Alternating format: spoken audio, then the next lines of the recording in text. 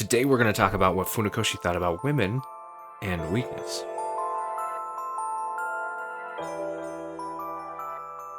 Hey, what's up? I'm Ken, this is kenfuTV, and you're watching Ken Learns Kenfu, which is the part where I reflect on the martial arts and I spend time reading and doing different things to talk about more of the philosophical elements of this stuff. So if you're new here, welcome. Really excited to have you. Hopefully these are the kind of things that you enjoy watching and learning to take your martial practice to another level, the next level maybe. But I also release videos throughout the week of technique and training and even some reviews of different things. So make sure to subscribe, hit that bell so you get those notifications when those other videos come out. These videos come out every Monday, but the other ones come out less consistently. So make sure to hit that bell so you know when these come out. And again, if you get value out of this video, make sure to hit that like and support the channel. So let's jump into it. So Funakoshi, get your Funakoshi. He puts the Shoto in Shotokan. He is the guy who's written a number of different books, and the reason why karate got introduced into the Japanese school system, not to be confused with Uncle Ito's introducing it into the Okinawan school system. Now, he's written a number of different books, a lot of them dealing with different technique and kata and stuff like that, recording all of these things. But this one's a little bit different. This one goes on to tell more stories and things as he was growing up through karate, what it was for him and things that he saw, and include some stories that are maybe a little fantastic, but they are always really fun to read to kind of see the perspectives of things. So there's a section towards the end where he has this to say about women training and also about weakness. I'm on page 114. We know very well that karate can improve the appearance of girls and young women, so much so that parents have frequently brought their children to me to be taught the art. On numerous occasions, I have accepted sickly young girls as pupils, only to see them recover their health after 6 months or so of training. But by then, karate has come to mean so much to them that they have no desire to give it up. There is also the indisputable fact that a woman with some knowledge of karate can defend herself against even a powerful male assailant. However, on this point, I would like to reiterate that karate is not, and never has been, merely a brutal form of self-defense. On the contrary, anyone who has truly mastered the art of karate will take care not to venture into dangerous places or situations where he or she may be forced to put the art to use. Just as a karate-trained man will not go looking for a fight, so a karate-trained woman will not put herself into a position where she must use her skill to subdue a would-be rapist. Now we'll come back on the weakness part here in a minute. So in that section, he talks about karate's ability to be restorative and beneficial for women, and young girls. He obviously even goes on to say that it improves their appearance. Now, I don't think karate is something that was ever designed to improve someone's appearance, right, in the standard form. But when you look at the idea of getting into good shape, having good posture, carrying yourself well, it definitely does all of those things. For men and women, good training builds a sturdy body, and that can be thought of as attractive. And obviously, in his time, especially with his proclivity for karate, that's what he found attractive as well. Now, I know some women who train karate who would disagree because they've developed such strong legs that they don't feel that their legs are attractive anymore. It's all in the eye of the beholder, right? Even if you don't find your legs attractive or something, doesn't mean that somebody else won't find those attractive on you. And so it's interesting. He mentions it. Obviously, it was something he thought was worth talking about. I think the most important part, the thing that makes anybody more attractive, but in this case, we're talking about women, is the ability to have confidence in yourself. So by developing a strong body, by coming to be coordinated and graceful, and also to develop health and good posture and all of these things, each one of those tacks on the ability to feel more confident in yourself. And that confidence is very attractive. It's important that we realize that confidence is not just something that people find attractive, but also something that helps us get through life, helps us get to a place where we can feel comfortable in our own skin and able to tackle today's problems because we're not being held back by who we are, who we see in ourselves. And I think this is a beautiful attribute of the martial arts in general. Obviously, we're talking Funakoshi, so we're talking karate, but other martial arts do the same thing. Jiu-jitsu is going to do it. Muay Thai is going to do it. Eskrima is going to do it. All of these things are going to have the ability to help build up that, right? It's athleticism at its core. And so even if you're not doing martial arts and you're training other athletic activities, you're going to end up in that same place of feeling more confident in yourself. You're going to like the way you look more. You're going to carry yourself like you like the way you look. And it's going to change who you are outwardly because of it's changing who you are inwardly. I think that's huge. And I think something that we're missing desperately these days is the ability for especially children to feel confident enough in themselves to continue to challenge themselves and fail, knowing that that failure will teach them how to go for the next success, not that failure is a point of destruction and a place to stop. I think there are many things that do this, and if karate is one of them, if the dojo is one of them, then by all means we should be taking advantage of it. Our children should be training.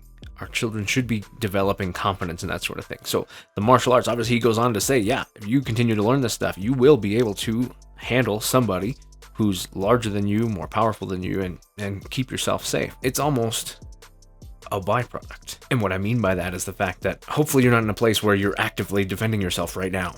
And that's a part of your everyday regular life. So instead, as you train, as you continue to do this stuff, hopefully the primary benefits you're getting out of it are the self-improvement benefits.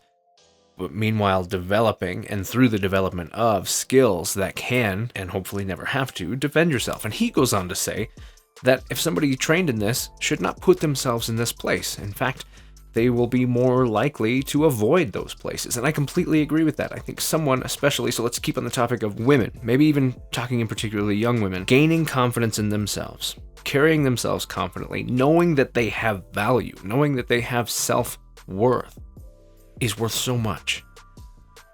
And understanding that self-worth, understanding that value is the kind of thing that's going to keep them in the ability to say, no, I don't need you in my life asking me to do these things, to men that have unscrupulous ideas. It's been proven that bad situations like that, people ending up in domestic abuse situations and domestic violence, rape, all of these kind of things, in some way or another comes from a lack of confidence, a lack of self-value that is able to override what is sometimes intentional devaluing by somebody else. There are awful people out there, people who will devalue a person to get them to believe that they are the link that gives them value, so that in that way they have power, and that power allows them to abuse verbally, abuse physically, abuse sexually, because they've attacked the mind. They've attacked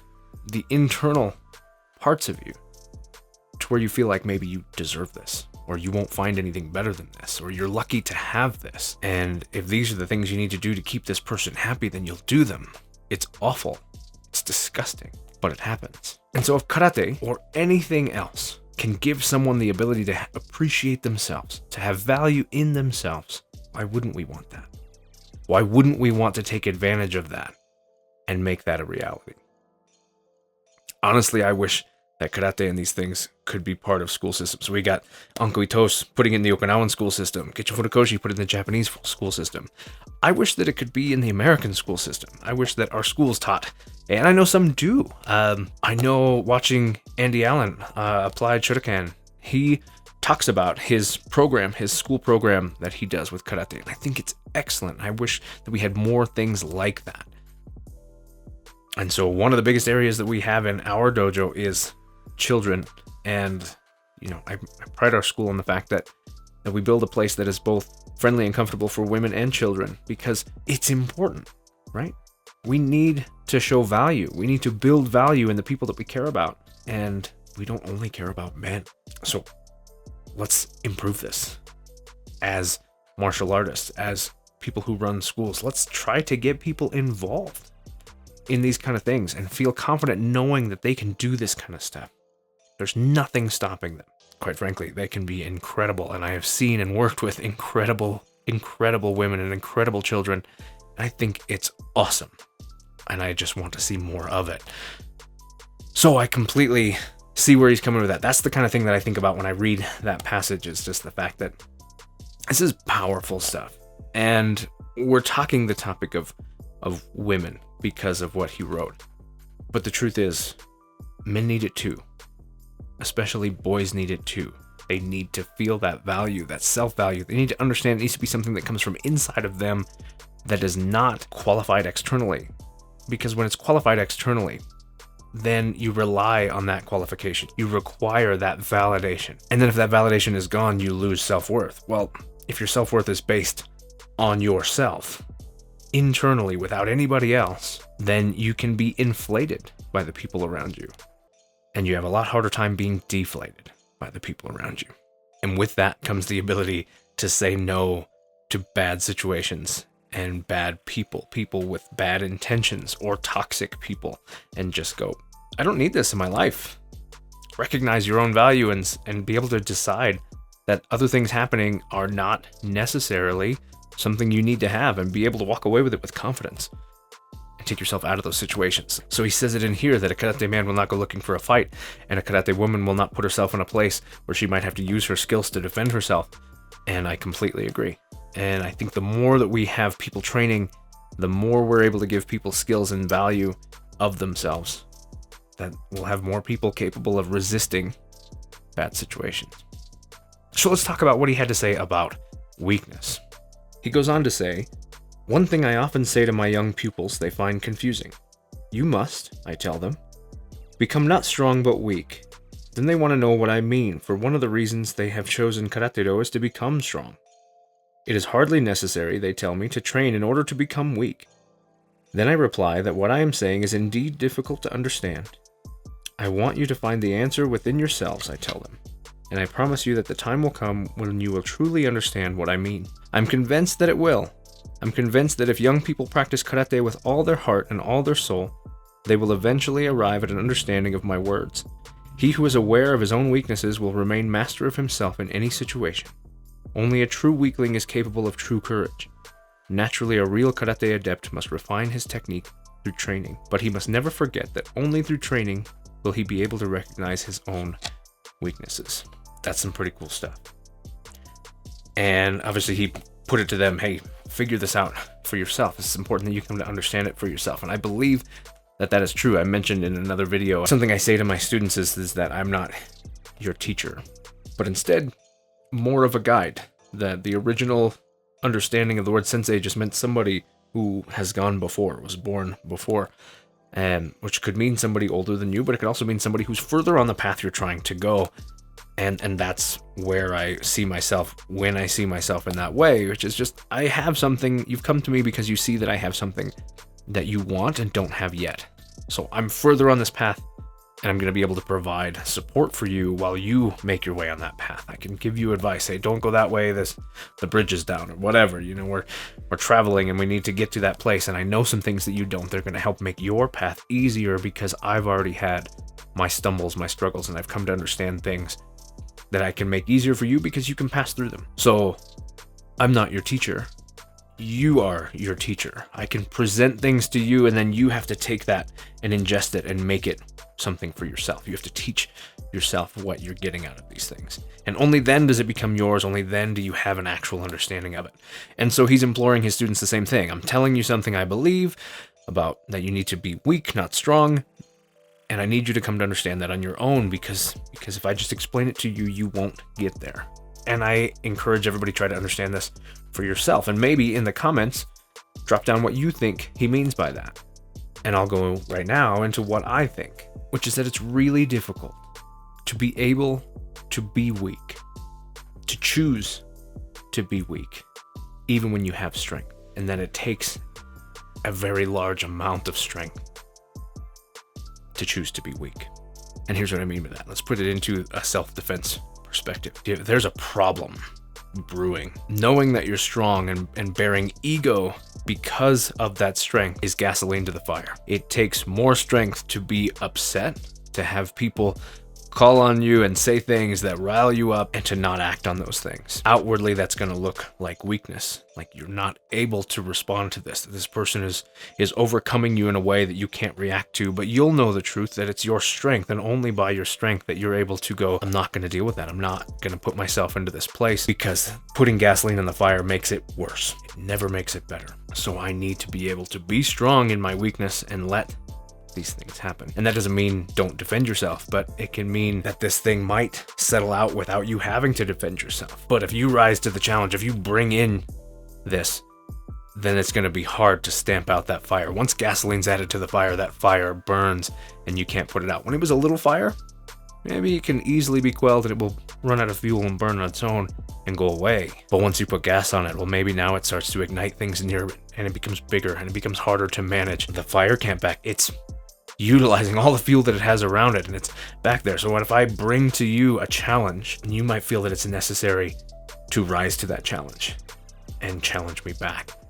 And how do we get out of this? When I teach weapons, I talk about the fact that if I have a weapon, that when I produce it, it had better be time to use it. Even if I had it the whole time. Some people, I'll pull this weapon out in order to scare you. And I guess there's maybe truth to that. I don't personally believe in it, because if I need that weapon to save my life, I don't want you to know that I have it. But part of it is if I pull out a knife, well, now you know that I could pull out a knife. Now you know that I'm feeling about the situation enough that I feel that this might be necessary, and possibly that I'm even willing to cut you over it. So even if I put it away, do you think that edginess that I gave to you is going to move down and you'd be like, oh, well, he put it away so I can calm down again? No, because it could be produced just as easily again. So we've raised the level. Then I put the knife away, but the level stays high. And that's just an analogy of how I feel about this. And in any case, my words, my actions, my posture, all of these things can raise that level. And even if I change them back, I've now shown you that I'm capable and willing to go to that level, which gives you a level of concern that I may still yet do that. So I believe that there's some truth to this weakness. And I believe that it is also true that coming to an understanding of your weaknesses comes through training and discovering them. Finding out what your strengths are will show you what things you're not strong at. And as you continue to work through that, you will develop an understanding of what those weaknesses are, which may also help choose what things you're willing to put yourself in the middle of, because if it plays against your weakness, maybe it's not a good situation to put yourself into. And that bit about courage, to know that you're weak in an area and to rise to that occasion anyway, is strength. That's courage. I think that's pretty powerful stuff. And that's, at least in my head, like I said, Ken Learns Ken Fu is about me reflecting and coming to an understanding of my own. So there it is. That's my understanding, my thought on what is said here, at least right now. And maybe I'll look at this 6 months from now, a year from now, and have completely different feelings about what this stuff is all about. But I'd like to hear what you think. So drop it in those comments and tell me what you think about what he had to say here. Hopefully this video had value for you. If it did, hit that like button. If you haven't subscribed yet, maybe consider doing that so that you can catch the next time I do one of these. If you want to do that, go ahead and hit right here. Also include a playlist of these videos here, and then down here we'll have some other videos that you might like. That's it for now. I'm Ken, this is kenfuTV, and I'll catch you in the next one.